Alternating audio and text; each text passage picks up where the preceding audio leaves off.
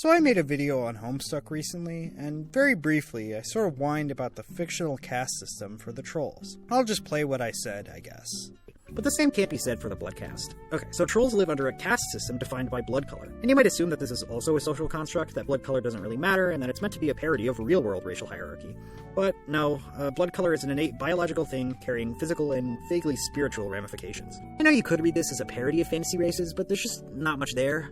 I'm not the first person to point this out, but I feel like I still had to mention it, especially when the two themes are handled so differently. And then some people commented about that part of the video, which is this thing where you can leave words under a video. And I read some of those words, thought about them, and realized I had more thoughts on Homestuck's blood caste.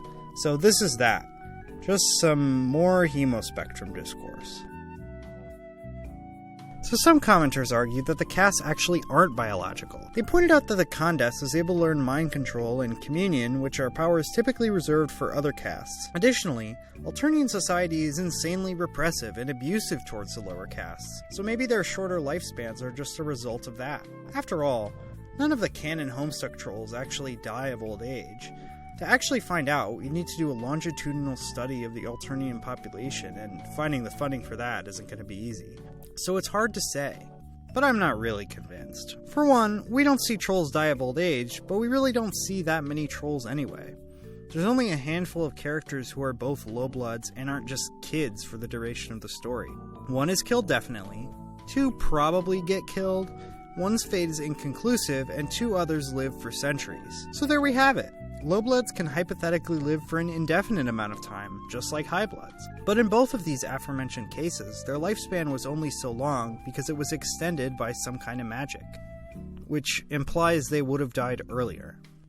Also, the caste was able to use other blood powers, but it was only through experiments and time spent unlocking these powers. So yeah, you can go beyond the hemospectrum's limits, but only through outside help, which implies that these castes are biological. Because the caste has to do a lot of work to learn mind control, meanwhile Vrisk is just born with it as a kobold blood. The psionic needed someone to extend his lifespan, meanwhile the caste just naturally lives that long.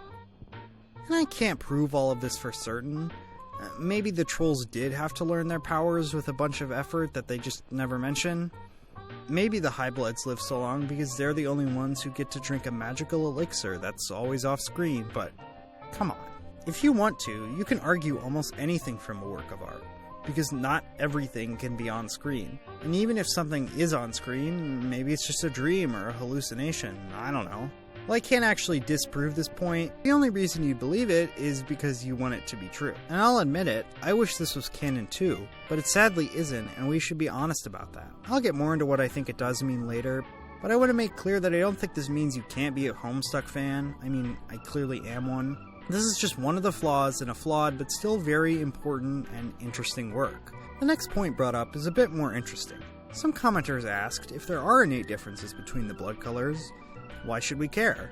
Like, is that a bad thing? Just because low-blood trolls have shorter lifespans doesn't mean they should have to be oppressed. If someone in the real world had a naturally shorter lifespan, they'd still have basic human rights. And at first, I didn't give this point much thought.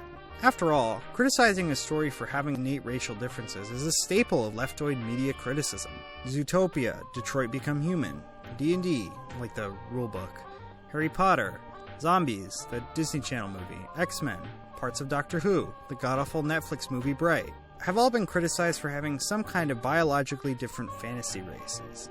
Not all of these are created equally. Fairy lives don't matter today. I haven't even seen a lot of them. I'm just making the point that it's a very common criticism that I also contributed to. But then, a couple weeks ago, I started Undertale again in preparations for Deltarune, and I noticed something. In the Undertale universe, there's two main races, humans and monsters. Long ago, there was a war between the two, which forced the monsters underground. We play as one of the few humans to have fallen down into the monster world, and the story continues from there. But here's the thing, humans and monsters are canonically, innately different. They're made of different stuff, they look wildly different, and most importantly, humans are just more powerful than monsters. So much so that the monsters couldn't even take one human soul during the war. I mean, you play as a 9-year-old human, and you can take down most of the strongest monsters in the underground. But here's the other thing. Undertale is good. It's really good, actually, and everyone likes it. And that's not because people have just ignored this. Undertale just flat out isn't supportive of any racial hierarchy.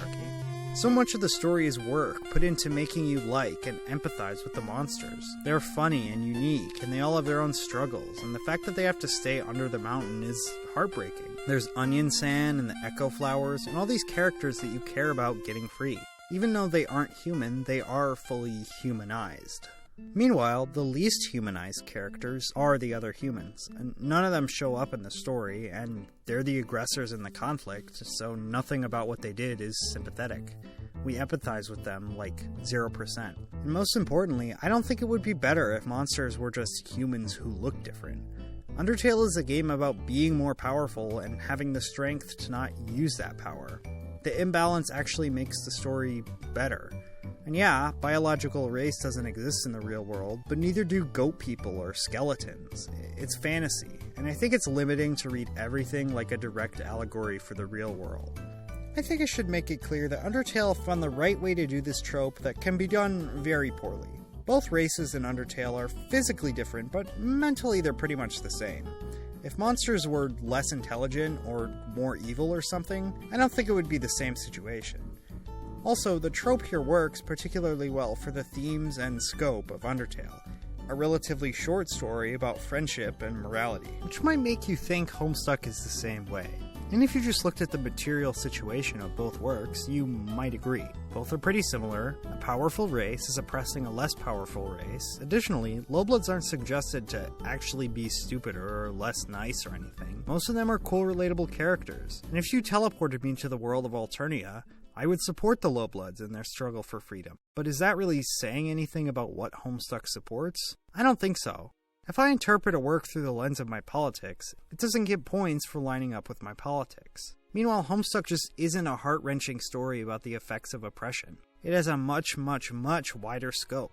And before I get into what I really think the Hemospectrum does for the story, let's look back at the video that I kinda borrowed this argument from. So famous YouTuber Jan Measley, in his Homestuck video, talks briefly about the Hemospectrum. I'll summarize their argument here. 1. The idea of the Hemospectrum has a lot of potential.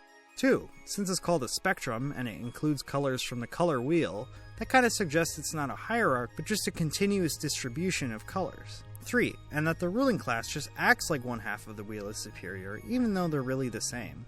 4. But this potential is wasted when the Hemospectrum turns out to be biological. 5. It would make sense for the low-blood Karkat to at some point express his frustration with the system that puts him at the bottom, but he never really does. Now, parts of this I don't fully agree with. We just went over how living longer isn't actually a justification for High-Blood's ruling society, but still, I agree with the final conclusion, that there's a lot of wasted potential here. The pieces for an interesting deconstruction are here, so much so that it kinda looks like it's there if you squint a little, but it never culminates in anything, which is disappointing, especially because Troll Romance does the opposite.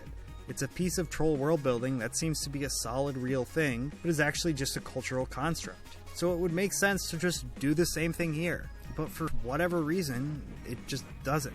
You see, the main difference in my mind between Homestuck and Undertale's races is that Undertale knows exactly what it's doing. Homestuck just doesn't as much.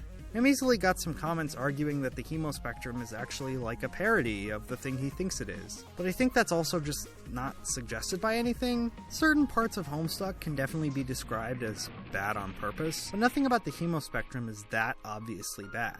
It's bad if you sit down and think about it, but it's not groan-worthy in the moment. And for a parody, you'd want a punchline or a moment where the absurdity is really clear, but there's nothing like that. So why did Hussey make it like this? Good question. Maybe the commentary felt too easy, like a straightforward, uncomplicated metaphor is beneath Homestuck standards. Maybe it was planned as one thing and then just kinda shifted to another thing. From this Formspring question, it seems like the Hemospectrum was developed more as flavoring, like Hussey just decided to make Alternia a supremacist state where some of the trolls' lives are considered to be more valuable than others and then just had no one really mention it. Maybe it just wasn't given that much thought. I mean, that makes sense for someone introducing 12 new characters while juggling like 15 timelines at once. It wasn't fully thought out. This opens a bigger question of if art needs to be intentional, like maybe Homestuck is good because it spawned this interesting discussion. That's a bigger question for another video, but right now I think it's fair to say this is a flaw. I think it's bad. But it's also bad in a really emblematic way for Homestuck, because a lot of the things I don't like about Homestuck are the things that I'm least sure the point of. So maybe they're bad on purpose, or like the opposite of what I think. And the worst part is the frustration, because I think it's fair to say Homestuck didn't reach its full potential. It's not even really clear why. Alright, another video done. Hope you all enjoyed this one. Feel free to like and subscribe and talk more about this in the comments. Hope I don't come off as ungrateful here. I'm very happy with the support on all the Homestuck videos. You Homestuck fans are really nice. And no one was mean in any of the comments I was responding to here. They just had a different interpretation than me. So, hope you all enjoyed this. More stuff on the way this summer. I got a lot planned out. And I hope you all enjoy it. Alright, bye.